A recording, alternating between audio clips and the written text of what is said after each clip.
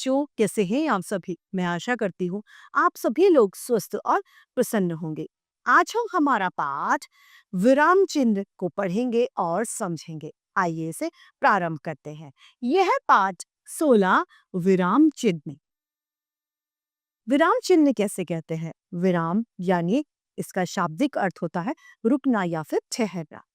विराम चिन्ह यानी जब हम अपनी बात बोलते हैं तो कुछ समय रुकते हैं फिर बोलते हैं। इन्हीं चिन्हों को जब ये रुकना होता है, इन्हीं चिन्हों को यदि हम लिखित रूप दें तो ये विराम चिन्ह कहलाते हैं।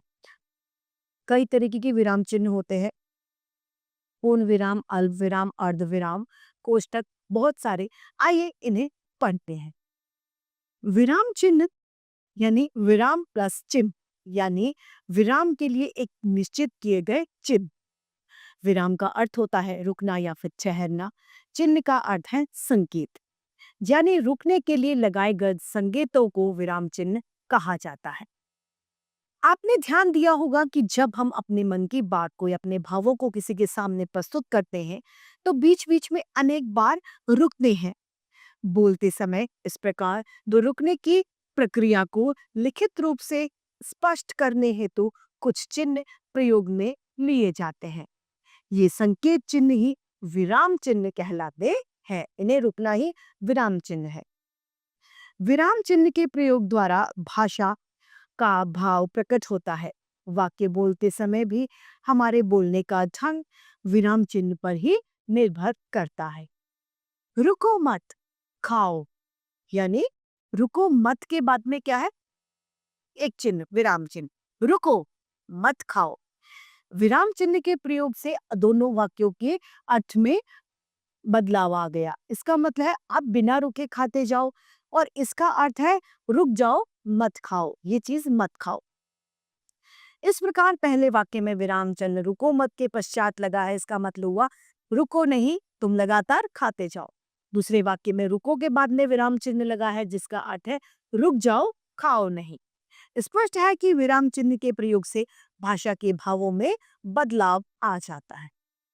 भावों की उचित अभिव्यक्ति के लिए जिन चिन्हों का प्रयोग किया जाता है वह विराम चिन्ह कहलाता है। या फिर ये कह सकते हैं कि भाषा में विराम चिन्ह को स्पष्ट करने के लिए जिन चिन्हों का प्रयोग किया जाता है वह विराम चिन्ह कहलाता है। विराम चिन्ह में यहाँ पर हमें 8-9 विराम चिन्ह बताए जाएंगे। पहला है हमारा अल्प विराम, जो इस तरीके से लगाया जाता है। दूसरा है अर्ध विराम, ये इस तरीके से लगाया जाता है। तीसरा है पूर्ण विराम, जो इस तरीके से लगाया जाता है। चौथा है प्रश्न चिन्ह, जो प्रश्न सूचक शब्दों में इसकी तरह लगाया जाता है। विस्मय चिन्ह इस तरीके से लगाया जाता है। निर्देशक चिन्ह इस तरीके से लगाया जाएगा। योजक चिन्ह, उसका चिन्ह ये है। उद्धरण चिन्ह, एकरा उद्धरण चिन्ह और दोहरा उद्धरण चिन्ह, तथा लाघव चिन्ह आखिरी, यानी 9 चिन्हों के बारे में हम इस पाठ में पढ़ेंगे। पहला है हमारा अल्प विराम यानी कोमा। वाक्य के बीच में थोड़ा रुकने के लिए हम अल्प विराम का प्रयोग करते हैं। जैसे कि नमिता बहुत मेहनती, बुद्धिमान और समय की पाबंद लड़की है, तो यहाँ पर मेहनती और बुद्धिमान के बीच में हमने क्या किया? अल्प विराम का प्रयोग किया। दूसरा है हमारा अर्ध विराम यानी आधा विराम, जिसे हम कह सकते हैं। अल्प विराम से ज्यादा समय पर यदि हमें रुकना होता है तो हमें अर्ध विराम का प्रयोग करना पड़ता है। पूर्ण विराम से थोड़ा कम और अल्प विराम से थोड़ा ज्यादा रुकने के लिए इसका प्रयोग किया जाता है। जैसे वह अकेले ही जा रहा था लेकिन सुर भी मिल गई। या फिर दूसरा उदाहरण है दादी माँ सो गई है, अब शोर मत मचाओ। यहाँ पर है के बाद तथा था के बाद में थोड़ा ज्यादा रुकना था, इसी वजह से हमने अर्धविराम चिन्ह का प्रयोग किया। तीसरा है हमारा पूर्ण विराम। पूर्ण विराम को हम खड़ी पाई के रूप में भी लगाते हैं, जिसे खड़ी पाई भी कहते हैं। ये इस तरीके से लगाया जाता है। जब हमारा वाक्य संपूर्ण हो जाता है या समाप्त हो जाता है, उसके बाद हम इसका प्रयोग करते हैं। जैसे श्याम सो रहा है, गीता कल जाएगी। इसके पीछे हमने पूर्ण विराम का उपयोग किया। क्यों? क्योंकि यहाँ पर वाक्य पूरा समाप्त हो चुका है। चौथा है प्रश्नवाचक चिन्ह। ये इस तरीके से लगाया जाता है जब वाक्य में हमें पढ़कर ये पता चले कि वाक्य कैसा है, प्रश्न सूचक वाक्य है, तो हमें प्रश्नवाचक चिन्ह का प्रयोग करना होता है। जैसे क्या तुम कल जाओगे?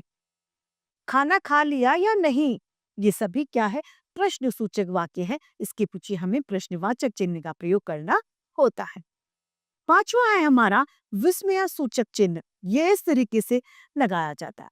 विस्मय सूचक चिन्ह का प्रयोग अपने मन के भाव, चाहे हर्ष, दुख, सुख, शोक, घृणा, नफरत को प्रस्तुत करें, उनके लिए लगाया जाता है। जैसे हे राम तूने यह क्या किया? हे राम के बाद में हमने विस्मय बोधक चिन्ह का प्रयोग किया। छी, यहाँ कितनी गंदगी है? छी के बाद में हमने विस्मय सूचक चिन्ह का प्रयोग किया, यानी अपने भावों को प्रकट करने के लिए विस्मय सूचक चिन्ह का प्रयोग किया जाता है। छठा है निर्देशक चिन्ह। निर्देशक चिन्ह भाषा में निर्देश देने के लिए जो या उदाहरणों को बताने के लिए जिस चिन्ह का प्रयोग किया जाता है वह निर्देशक चिन्ह कहलाते हैं। जैसे कि संज्ञा के 3 प्रकार है के बाद में हमने क्या किया? निर्देशक चिन्ह को लगाया और उसके बाद में बताया व्यक्तिवाचक, जातिवाचक तथा समुदायवाचक या भाववाचक। ये सब क्या है? संज्ञा के प्रकार। सातवां है हमारा योजक चिन्ह। योजक चिन्ह इस तरीके से लगाया जाता है। योजक चिन्ह का प्रयोग वाक्यों को आपस में जोड़ने के लिए किया जाता है। योजक का अर्थ है जोड़ना, यानी जैसे कि जैसे तैसे, यहाँ वहां, आज कल, राम श्याम, इन सभी के बीच में क्या है? योजक चिन्हों का प्रयोग किया जाता है ताकि ये आपस में जुड़े रहें। दो शब्द के अंतर्गत कुछ संबंध अथवा विभक्ति लोप के तौर पर इस योजक चिन्ह का प्रयोग किया जाता है।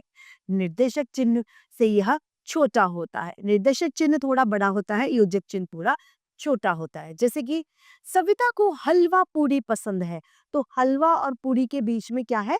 योजक चिन्ह। आठवां है उद्धरण चिन्ह। उद्धरण चिन्ह 2 प्रकार के होते हैं, इकहरा उद्धरण चिन्ह तथा दोहरा उद्धरण चिन्ह। इकहरा उद्धरण चिन्ह किसी विशेष व्यक्ति, पुस्तक, पाठ के नाम के लिए इकहरा उद्धरण चिन्ह का प्रयोग किया जाता है। जैसे मुंशी प्रेमचंद का पाठ नमक का दरोगा, तो नमक के दरोगे के बीच में क्या आएगा? ऊपर क्या आएगा? इकहरा उद्धरण चिन्ह। जैसे पंडित जवाहरलाल नेहरू को चाचा कहकर पुकारते थे, तो चाचा के ऊपर क्या आया? इकहरा उद्धरण चिन्ह। दूसरा है हमारा इसका भाग खंड का दोहरा उद्धरण चिन्ह। दोहरे उद्धरण चिन्ह का प्रयोग किसी व्यक्ति विशेष द्वारा कही गई बात को हूबहू लिखने के लिए किया जाता है, वह दोहरा उद्धरण चिन्ह कहलाता है। जैसे कि स्वामी विवेकानंद ने कहा था कि तुम मुझे खून दो, सुभाष चंद्र बोस ने कहा था कि तुम मुझे खून दो, मैं तुम्हें आजादी दूंगा। जिससे जो बात किसी के द्वारा कही गई हो उस बात को ज्यों का त्यों प्रकट करने के लिए दोहरे उद्धरण चिन्ह का प्रयोग किया जाता है। लाल बहादुर शास्त्री जी का नारा था जय जवान जय किसान, तो जय जवान जय किसान किसमें आया? दोहरे उद्धरण चिन्ह में। नम्मा है आखिरी लाघव चिन्ह। लाघव चिन्ह का प्रयोग किसी को संक्षिप्तीकरण के लिए किया जाता है। आजकल डॉक्टर के आगे जैसे डॉक लिखकर और उसके आगे लाघव चिन्ह यानी संक्षिप्तीकरण कर दिया जाता है। तो लाघव चिन्ह का मुख्य कार्य क्या है? संक्षिप्तीकरण। किसी शब्द को पूरा न लिखकर संक्षेप में सूचित करने के लिए अक्षर के साथ लाघव चिन्ह का प्रयोग किया जाता। जैसे कि पंडित के आगे प लिखकर लाघव चिन्ह लगा देना, तो पंडित का शॉर्ट फॉर्म हो गया। डॉक्टर के आगे डॉ लिखकर लाघव चिन्ह लगा देना, तो क्या हो गया? Short form. इस लाघव चिन्ह के साथ हमारा पाठ समाप्त होता है। अब आता है महत्वपूर्ण बिंदुओं के साथ में इस पाठ को संक्षेप में दोहरा लेते हैं। विराम के लिए प्रयुक्त संकेत ही विराम चिन्ह कहलाते हैं। विराम चिन्ह के प्रकार हैं अल्प विराम, अर्ध विराम, पूर्ण विराम, प्रश्न सूचक, विस्मय सूचक, निर्देशक चिन्ह, योजक चिन्ह, उद्धरण चिन्ह तथा लाघव चिन्ह। उद्धरण चिन्ह के 2 भेद हैं, इकहरा उद्धरण चिन्ह तथा दोहरा उद्धरण चिन्ह।